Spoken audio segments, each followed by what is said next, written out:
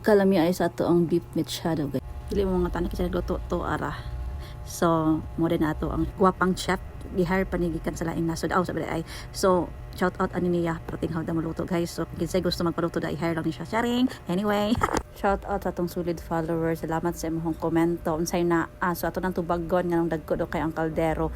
Kanong dagko niya mga kaldero kay naami kumbira bitaw ay handa nila ni sa ilahang New Year. So di ba?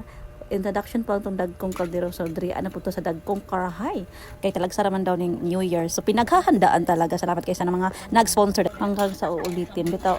Anyway guys, so unsay secret pa niya guys, nagmalipayon lang siya pagluto dia guys, og sayaw-sayaw na niya mo nang lami kayo iyang pagluto ana nga recipe unsada. So mo to guys, back-to-back ang ilahang back-to-back ang ilang luto ay diri dapita basta kay kini pa lang nga time is baka pa lang yun nga entry.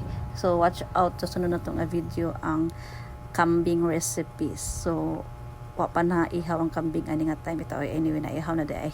Wala pa lang naluto kay giuna pa na nila og luto ang baka nga recipe.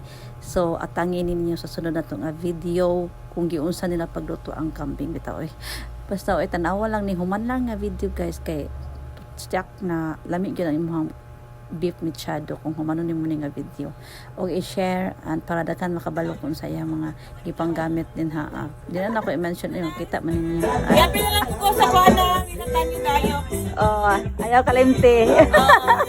Please like and share. Let's like and follow her. Please follow her profile guys. Tabang na tog support na sa comment section ang iyahang name. Sharing.